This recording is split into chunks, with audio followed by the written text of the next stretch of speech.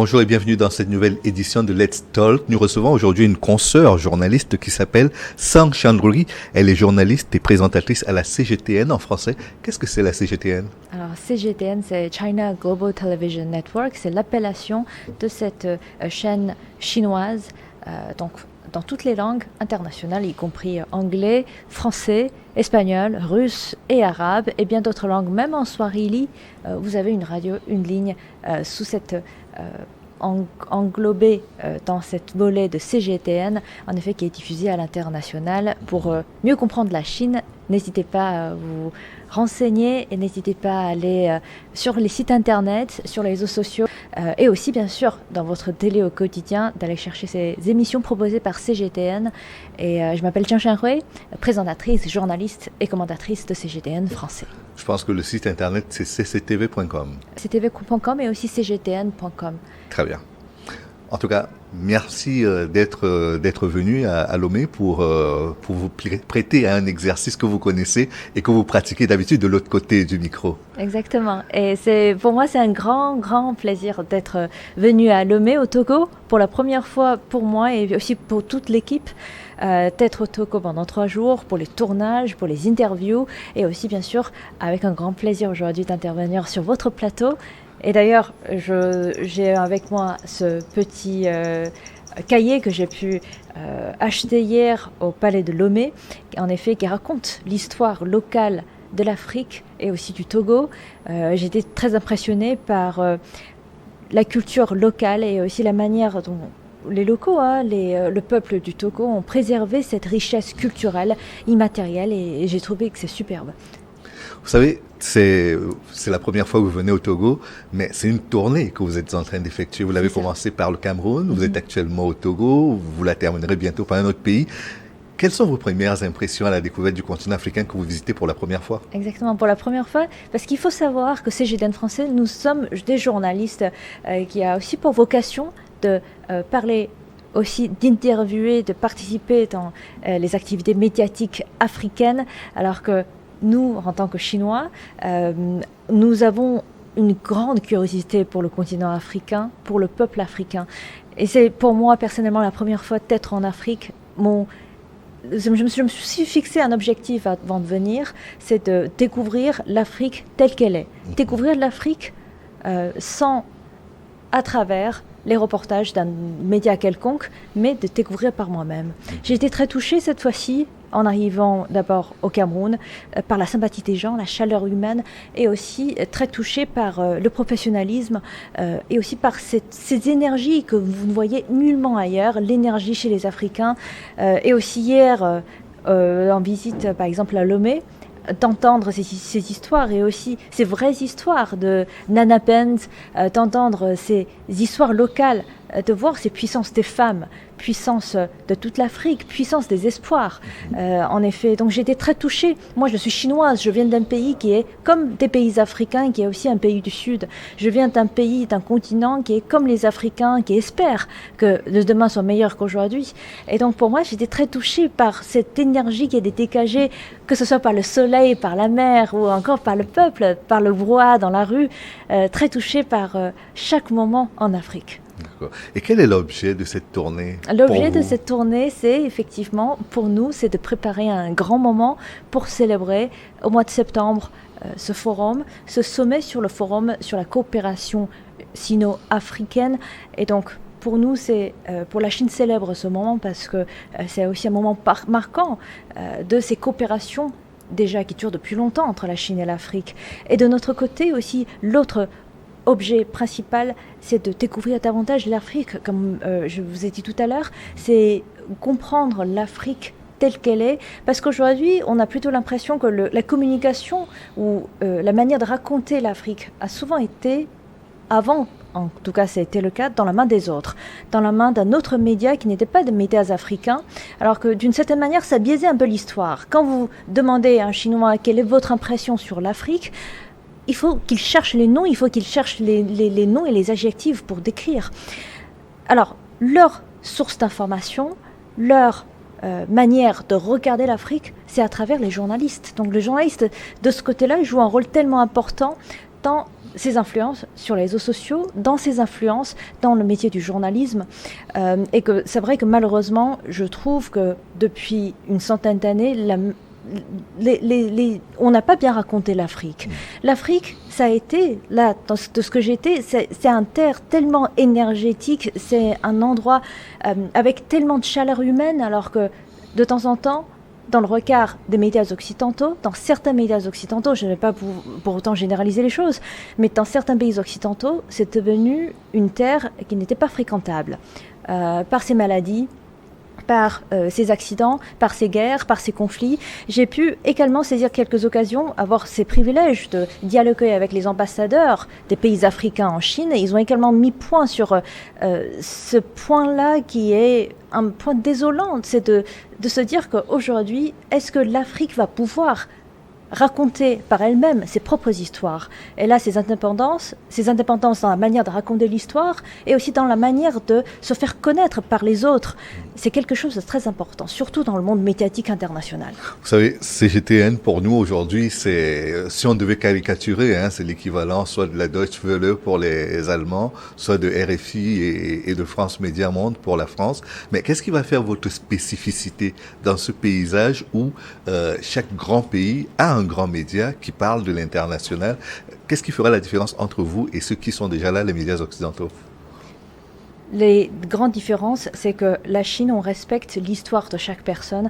On n'est pas là pour transformer les histoires. On n'est pas là pour falsifier les histoires. On raconte les histoires telles qu'elles sont. Et aussi de l'autre spécialité et une expertise de CGTN, c'est qu'on a cet avantage de pouvoir mieux compléter et aussi interpréter, analyser les politiques en lien avec la Chine. Parce qu'aujourd'hui, à travers aussi mes interactions avec les pays africains, avec que ce soit les journalistes ou encore les peuples africains, en fait, une grande barrière en ce moment entre la Chine et l'Afrique, ce sont les barrières de langue. Parce que il y a presque la moitié de la territoire africaine sont francophones, l'autre moitié anglophone. Donc, il faut que... Et pour mieux complexifier, il y a également les lusophones, les hispanophones, un peu d'arabe également, avec l'Égypte et les pays du Maghreb. Exactement. Donc, la langue, c'est effectivement une barrière de se comprendre. Et puis l'autre, c'est aussi les systèmes dans lesquels on vit, les systèmes sociétals qu'on doit décrypter. Et aussi, je dirais, c'est non seulement la langue qu'il faut franchir comme barrière, et aussi cette mentalité. En effet, il y a aujourd'hui, quand on compare les pays occidentaux et les médias qui ne sont pas les pays occidentaux, de temps en temps, vous vous rendez compte qu'il y a un problème d'interprétation d'un message. Le même message, mais ça a été interprété différemment. Comme si vous voyez une belle fleur. Vous voyez une belle fleur, la fleur, ça reste la même fleur. Eh bien, pour certains pays occidentaux, ils vont se dire que cette fleur, c'est moche. L'autre partie du monde, la Chine, ou dans certains pays africains, cette fleur, elle est ravissante. Donc, c'est aussi une manière d'interpréter et aussi de donner un coup de pouce dans l'amélioration de notre environnement médiatique. Et donc, je pense que c'est aussi l'une des vocations principales de CGTN. En tout cas, moi, je suis journaliste et présentatrice, donc je ne raconte qu'à partir de mes propres expériences.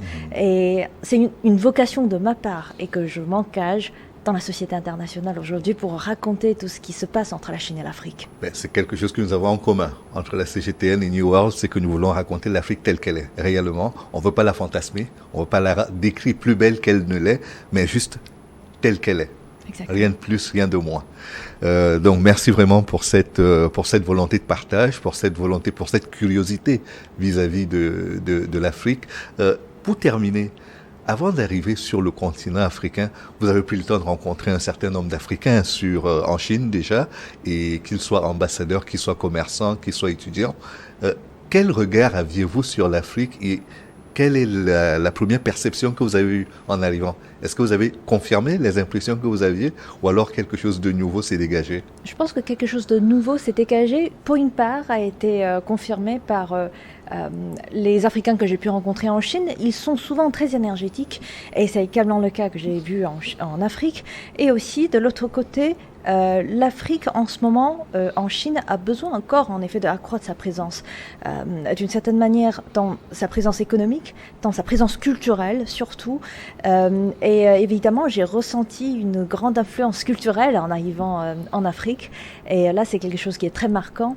Déjà, tout à l'heure, on m'avait posé cette question, comment c'est les Africains en Chine? Il ne faut pas, bien sûr, généraliser les choses. Si vous prenez un Camerounais en Chine et un Gabonais en Chine, ou encore un Sénégalais, ou quelqu'un qui venant de Nigeria, ils portent de différentes valeurs, et aussi, ils parlent de différents langages. Il y a tous ceux qui parlent anglais, tous ceux qui parlent français. Mais de mon côté, de ce que j'ai vu, c'est que les Africains, il y en a beaucoup qui cherchent des opportunités en Chine, des belles opportunités de coopération, parce que la Chine reste très curieuse.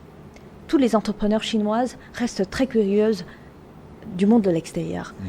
Aujourd'hui, la Chine s'intéresse davantage à l'Afrique, à l'Asie du Sud, parce que ce sont les pays qui font également de ce groupe des pays sud et qui ont des besoins de se développer. Et la Chine peut effectivement fournir des produits, fournir des technologies, fournir des expertises dans l'industrie, dans le service et aussi dans l'agriculture.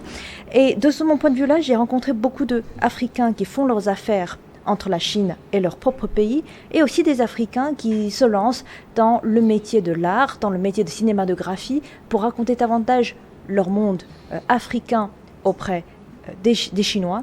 Je me rappelle encore des deux acteurs principaux africains que j'ai pu rencontrer en Chine. Il y en a un qui est spécialisé dans le wushu, dans cette kung-fu chinois, et qui vit en Chine depuis une vingtaine d'années, qui ont participé dans pas mal de tournages des films chinois et internationaux.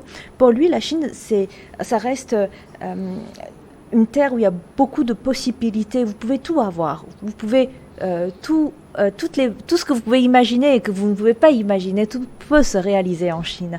Et donc c'est aussi l'un des traits intéressants qui l'a toujours, d'une certaine manière, il a toujours souhaité rester en Chine parce qu'il voit plein d'opportunités en Chine pour se développer et aussi pour élargir son entourage. Et puis de l'autre côté, je me rappelle encore aussi de certains Africains qui ont peut-être un peu du mal d'insérer dans la société chinoise. Et là, c'est parce qu'il manquait par exemple, cette certaine conscience de l'ordre. Par exemple, ils ont été arrêtés par la police pour les petites délinquances, mais pour la plupart du temps, beaucoup d'Africains, ils viennent en Chine pour les études et ensuite, soit ils restent en Chine pour continuer leur travail dans le commerce, dans l'ingénierie et aussi dans les coopérations internationales, ou encore il y a aussi d'autres Africains qui retournent dans leur propre pays et qui vont en effet utiliser cette expertise. Je me rappelle, il y a plein de cas des étudiants africains qui sont venus se former en Chine et aujourd'hui de retour en Afrique, qui travaillent dans les entreprises comme Huawei, les entreprises comme ZTE, les ZTE, en anglais c'est ZTE, c'est également une grande boîte de construction des infrastructures de télécommunications. Et aussi, il y a aussi les Africains, beaucoup d'Africains aujourd'hui qui travaillent dans Star Times, qui travaillent dans les entreprises chinoises, les entreprises d'État chinois dans l'infrastructure par exemple. Donc aujourd'hui, on voit davantage d'Africains qui trouvent à la fois beaucoup d'opportunités en Chine et en Afrique, avec ce bagage d'expérience, d'études en Chine de 4 ans, de 6 ans. Et aussi, j'ai été ravie de rencontrer, par exemple, je me rappelle l'ancien ambassadeur du Soudan du Sud en Chine. Il a été, dans les années 90, les premiers étudiants de l'université de Beijing, ayant effectué quelques années à Beijing. Il est retourné dans son propre pays natal et il est revenu en Chine en tant qu'ambassadeur de leur propre pays.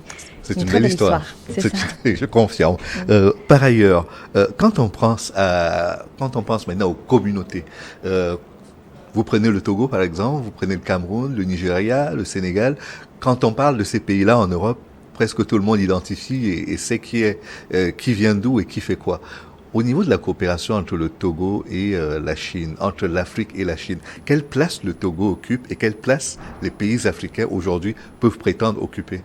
Je pense que en ce moment, aujourd'hui, si vous parlez de cette notion de coopération Chine-Afrique, les Chinois, pour la plupart d'entre eux, n'arrivent pas à s'identifier tout de suite. Est-ce que c'est la coopération avec le Togo ou c'est la coopération avec le Sénégal? Parce que c'est vrai que de mon point de vue là, la Chine est tellement grande avec ses 1,4 milliard de personnes, avec une grande richesse et aussi une grande PIB qui a été produite chaque année, deuxième numéro 2 en ce moment à l'échelle internationale. Donc les Chinois lambda ont du mal à s'identifier tout de suite. Est-ce que c'est avec le Sénégal ou avec le Togo?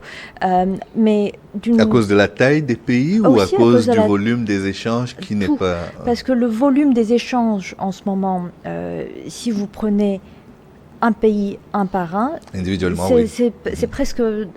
Ça ne peut pas, par exemple, comparer directement aux échanges entre la Chine et l'Europe, ou aux échanges entre la Chine et un pays européen, ou aux échanges entre la Chine et les États-Unis. Vous voyez, parce que la taille des économies n'a rien à voir.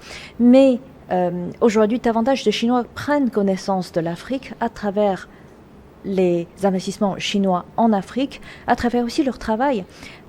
J'ai des camarades avec qui j'ai des collègues, par exemple, qui ont été formés de la même manière. On était à l'université, on était classmates. Et en ce moment, il y en a beaucoup qui travaillent en Afrique pour les entreprises chinoises. Et pour eux, effectivement, ça fait un sens. Parce qu'ils savent très bien, est-ce que je travaille au Mali, je travaille en Côte d'Ivoire, ou je travaille au Congo-Brazzaville, qu'est-ce que ça change dans mon quotidien? Mais c'est vrai que pour la plupart des Chinois aujourd'hui, en parlant de cette coopération entre la Chine et l'Afrique, ils n'ont qu'une seule chose en tête, c'est l'Afrique. Donc c'est pour ça que chaque pays doit, d'une certaine manière, encore renforcer ce côté de communication et ce côté de faire valoir davantage, de faire comprendre et faire savoir la Chine leur présence de leur propre pays. Et ça, à travers quoi? À travers les expositions.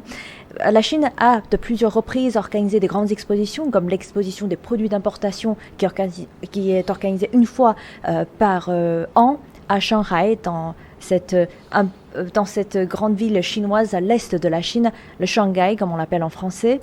Et aussi à Guangzhou, il y a des expositions une fois par an sur tous les produits internationaux, dans l'île de Hainan, dans le sud de la Chine, dans cette île insulaire, qui sera bientôt une zone franchise toute entière, toute une île franchise, zone franche l'année 2025.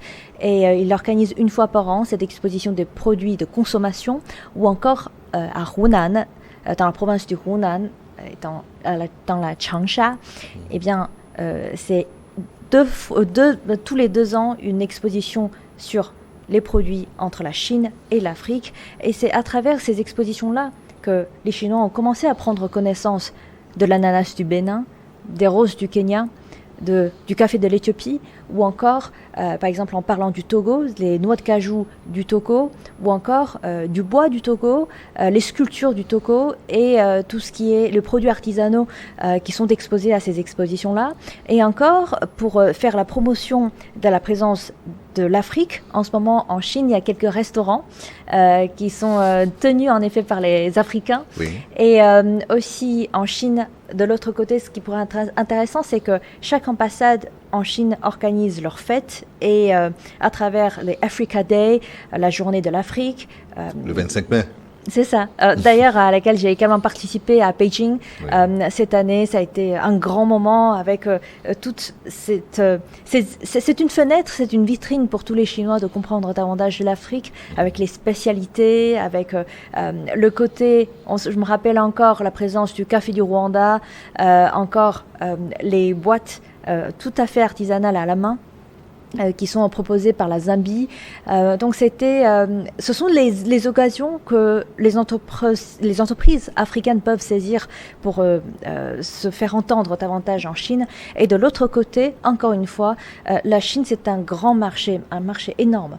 Et avec toutes ces possibilités de la haute technologie, de l'achat en ligne, comme ça on l'appelle le streaming, l'achat du streaming en ligne, c'est que les Chinois acheteurs peuvent passer des commandes sur Internet, et ensuite, dans 2-3 jours, le colis sera livré à la maison.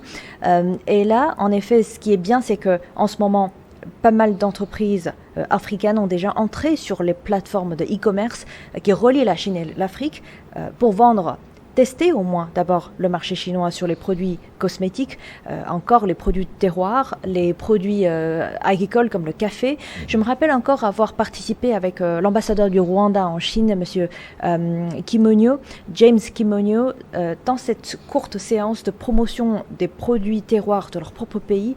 Il est venu avec les piments et aussi du thé noir et du café du Rwanda. Et le piment en boîte ou pas? Non, c'est moulu, c'est les boîtes moulues. Il était venu aussi avec les sachets de thé noir. Et en 2-3 minutes, tout était vendu. À peine qu'il a commencé à parler pour vendre, en fait, pour faire la promotion de ces produits locaux, eh bien, tous les produits ont été vendus. Et donc, à la fin de cette séance, il m'est revenu, il m'a dit, parce que moi, j'ai intervenu aussi comme animatrice et comme interprète pour tout cet événement-là, puisque c'était une occasion, il fallait travailler avec les Chinois. Et il m'est revenu, il m'a dit, en fait, aujourd'hui, le plus grand problème pour nous, pour le Rwanda, c'est pas de satisfaire. C'est pas de satisfaire un grand. C'est pas de trouver des clients, parce qu'aujourd'hui, en Chine, le marché est tellement grand que les produits africains, ça se vend en claquement de doigts. Exactement, un claquement de doigts. Alors que aujourd'hui, le plus grand problème pour le Rwanda, c'est de trouver assez de stock du café pour satisfaire aux besoins du marché chinois. Alors là, c'est effectivement un grand challenge pour les pays africains. Donc pour tous ceux, pour les agriculteurs qui ont du mal à trouver du marché, pourquoi pas essayer en Chine et essayer de voir avec aujourd'hui, par exemple, cette possibilité entre la Chine et le Togo, dont 98% des produits exportés en Chine sont en effet exemptés de taxes et d'impôts. Il faut essayer de tenter ce coup-là parce que là, vos produits allaient trouver davantage de parts de marché et aussi davantage de clients parce que ça revient moins cher pour un client chinois. Et de l'autre côté, aujourd'hui, je voulais dire, le marché, ça s'évolue aussi à travers le développement économique, commercial et aussi à travers la technologie. Aujourd'hui, les consommateurs chinois auront préféré les produits avec une forte valeur ajoutée, c'est-à-dire au lieu de consommer simplement des feuilles du thé, ils auraient préféré de consommer davantage les sachets de thé qui sont plus faciles à porter. Donc là, bien sûr, ça demande aussi davantage de développement d'industrie manufacturière, d'ajouter une forte... Mais est-ce que la Chine pourrait contribuer à cela également? Parce que pendant plusieurs années, depuis les années 70, 10 ans après les indépendances, on parlait beaucoup de transfert de technologie entre les anciens pays colonisateurs et les pays anciennement colonisés. Est-ce que la Chine, qui a fait partie du mouvement des non-alignés, peut aujourd'hui être un partenaire de l'Afrique en termes de transfert de technologie? Absolument. Pour faire en sorte de transformer, ou du moins pré-transformer les produits. Alors absolument. Pourquoi? Parce que la Chine a été bénéficiaire de ce transfert de technologie. La Chine a, depuis 1960, surtout après 1978, après cette politique très célèbre de l'ouverture et réforme en Chine, réforme et ouverture, eh bien, il y a davantage d'entreprises étrangères qui sont entrées en Chine avec leur technologie et la Chine a vite appris. Et donc, la Chine, je dirais, est une grande bénéficiaire et aujourd'hui, c'est vrai que la Chine s'engage déjà dans cette voie sur le transfert technologie, c'est-à-dire d'aider davantage et encourager surtout les entreprises chinoises d'aller investir en Afrique. Et c'est aussi pour cela, par exemple, en coopération avec l'Égypte, en coopération avec le Bénin, en coopération avec déjà 5-6 pays africains, la Chine a déjà construit les parcs industriels. L'Éthiopie, je pense également. L'Éthiopie également, qui est aussi l'un des parcs industriels phares de l'Éthiopie. Et d'ailleurs, par exemple, là, le cas de l'Éthiopie, un investisseur chinois privé dans la fabrication des chaussures s'installe là déjà depuis plusieurs années et aujourd'hui qui vendent ces chaussures partout en Afrique en embauchant des Africains dans leur usine. Et ensuite, peut-être, on est tout à fait éligible d'imaginer que d'ici une dizaine d'années, ces entreprises africaines ou ces ouvriers africaines sur place peuvent peut-être aussi avoir leurs propres usines et aller produire sous une autre marque. Donc, ce sont les possibilités à venir. Hein. Et donc, de ce point de vue-là, je dirais que la Chine est en train de faire des essais, d'abord de faire la co-construction des parcs industriels et ensuite d'encourager davantage l'investissement chinois, les investissements publics et les investissements privés surtout, qu'ils viennent s'installer dans ces parcs industriels pour qu'ils puissent en effet profiter du marché local. Et d'ailleurs, par exemple, tout à l'heure, vous avez posé cette question sur est-ce possible que la Chine contribue davantage dans la chaîne de fabrication et dans ce transfert de technologie, dans ce rapport de valeur ajoutée. Je pensais à un exemple, c'était un Chinois qui investisse en effet au Rwanda et qui en effet importait du café en Chine et ensuite les transformer dans les usines chinoises en sachets pour les vendre sur le marché chinois. Et là, il s'agit, mais surtout, là, c'est vrai que c'est surtout du produit brut qui ont été exportés en Chine, ensuite destinés au marché chinois. Il nous reste moins de 2 minutes. Hein. On va essayer d'aller au plus vite pour conclure. Est-ce que vous pensez qu'aujourd'hui, avec 2 pays africains qui ont déjà rejoint les BRICS, en l'occurrence l'Éthiopie et l'Égypte, cette coopération sino-africaine pourrait prendre sens sur le plan économique avec une intégration plus massive d'économies africaines comme celle du Nigeria, du Maroc, de l'Algérie ou d'une autre puissance économique africaine comme l'Angola, pourquoi pas? Alors déjà, vous avez mentionné le BRICS, il ne faut pas oublier aussi l'Afrique du Sud qui est là depuis le départ. Oui, oui. Et donc là, quand vous voyez, les plus grandes économies africaines sont une à une intéressées par ce mécanisme du BRICS.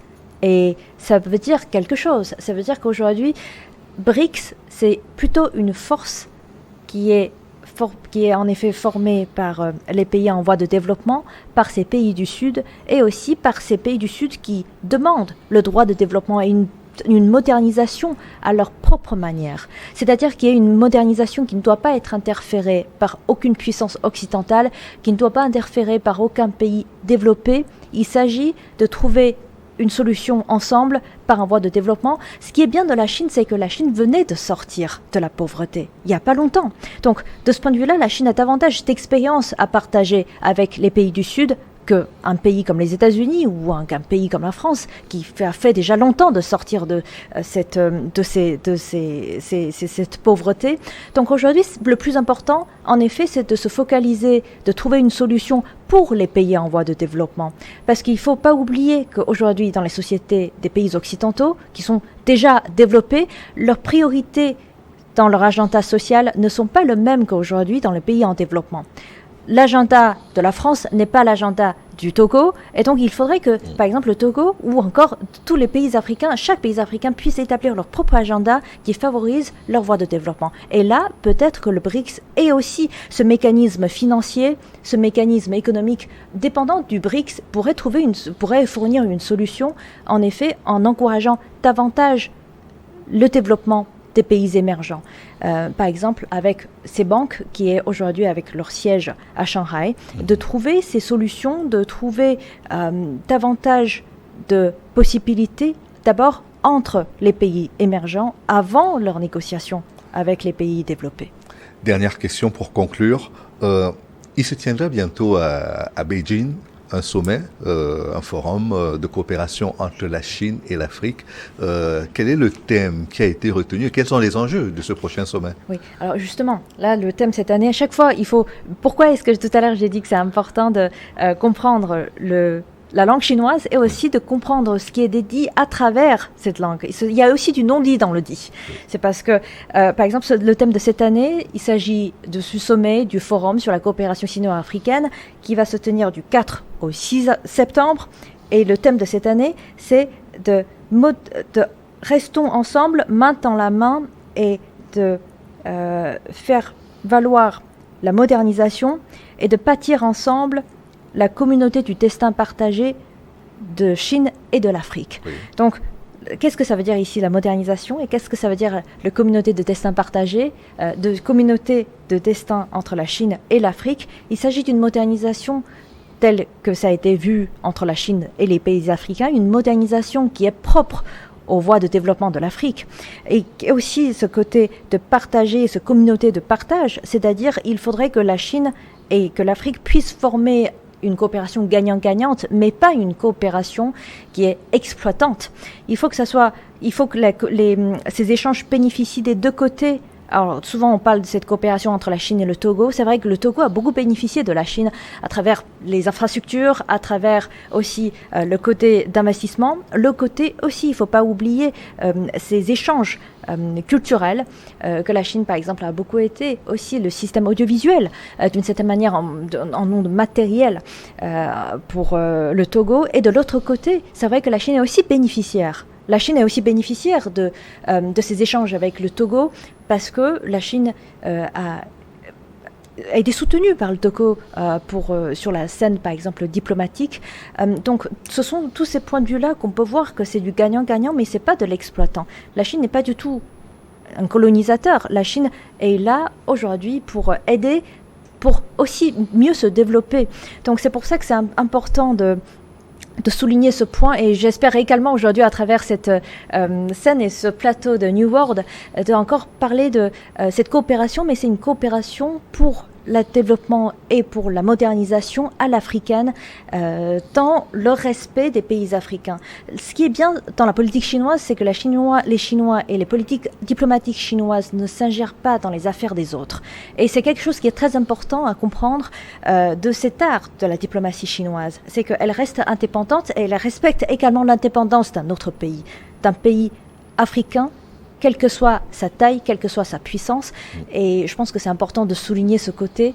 Et bien sûr, je veux dire, pour tous ceux qui s'intéressent davantage à la future de coopération entre l'Afrique et la Chine, je vous encourage également à me suivre sur Internet, sur les réseaux sociaux et également à travers des reportages pour mieux comprendre les politiques chinoises et surtout de mieux profiter de ces politiques chinoises pour que vous puissiez vous enrichir, pour que vous puissiez avoir davantage d'opportunités de circuler et avoir davantage de possibilités de se développer, bien sûr, sur une scène internationale. Merci beaucoup, Sang Shankri. Ça a été un plaisir de vous recevoir. Vous êtes journaliste, vous êtes également présentatrice à la CGTN. Ce fut un plaisir d'échanger avec vous sur la coopération. Nous aurions pu prolonger davantage, parler des nouvelles routes de la soie sur le continent africain, parler des flux migratoires entre la Chine et l'Afrique, parler de temps et d'autres sujets. Mais le temps nous tient à la gorge et il faudra malheureusement rendre l'antenne.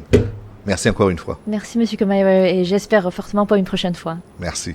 Et merci à vous de nous avoir regardés. Restez en compagnie des programmes de New World Economy. À très bientôt.